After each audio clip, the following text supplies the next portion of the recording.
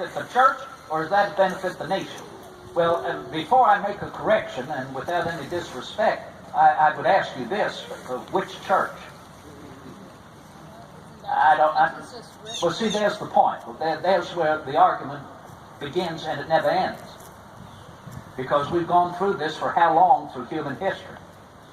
And so, if you will, my point to allow for the correction, I have never written, nor do I believe in, a separation of church and state, which is want to infer a separating of religion from our lives, or from the lives of those we elect to office. Henry used to always accuse me of wanting to disestablish religion.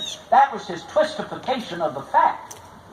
And that would go over to anyone who wanted to listen without inspecting or searching out the truth and the fact of the matter. No. Ours is the only nation in the history of mankind that is founded upon the principle of freedom for religion. It was the name of the committee that was founded here in the old House of Burgesses before the war began. Remember, under the old regime, we were not only governed by one royal family generation after generation, we were not only governed by their particular parliament, one half of which is hereditary, the House of Peers, we were also governed by their church.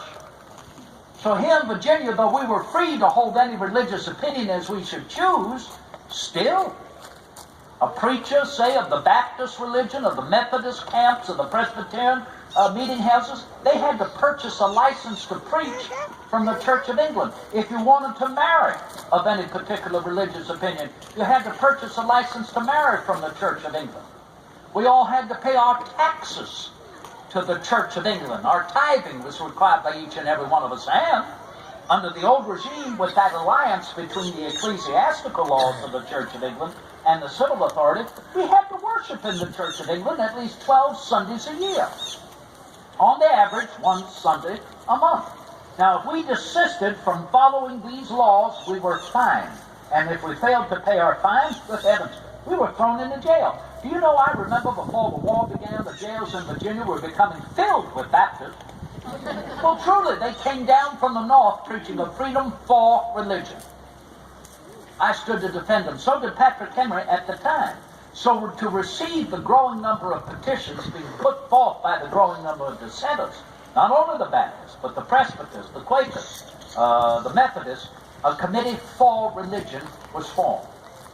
Now then, when, as the war began and we disestablished our association with the ecclesiastical laws of the Church of England, let alone the monarchy, that is when I took up the pen to draft the bill for religious freedom. So you see, the semantics is so important. It's not of, it's for. It's the freedom for religion.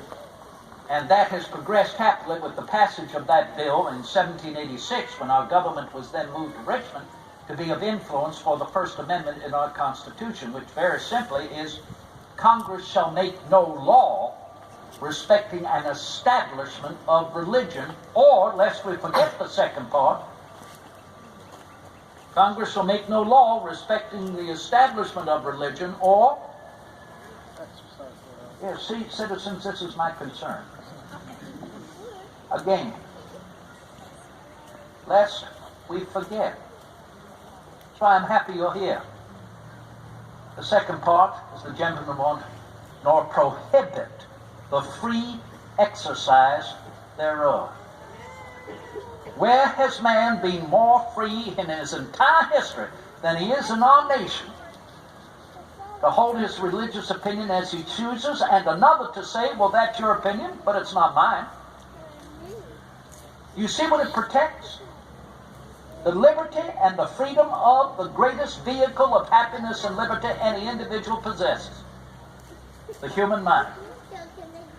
It's but common sense. It takes just as much energy to be happy as it does to be miserable. So if you will, madam, I think the explanation of this has already been established in what has been written down. Now here is the point. If people will read. Otherwise, anyone can proffer an opinion upon the subject, but it's not substantial unless they have the facts. It's no different than what birds do throughout the day, tweeting one unto the other. It has to be based and founded in what? Fact. And who is the arbiter of the facts? particularly a nation that is governed of, by, and for. There you are. You're the ones who make the judgment.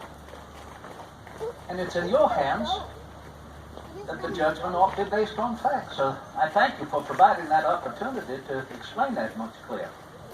You're very welcome. Yes, ma'am.